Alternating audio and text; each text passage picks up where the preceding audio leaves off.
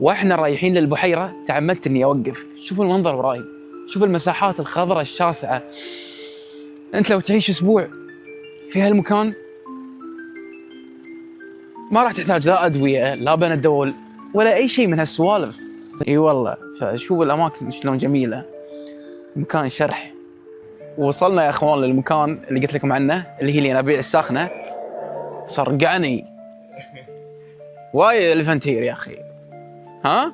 there's elephant here. elephant. طبعا يا اخوان وصلنا للنهر.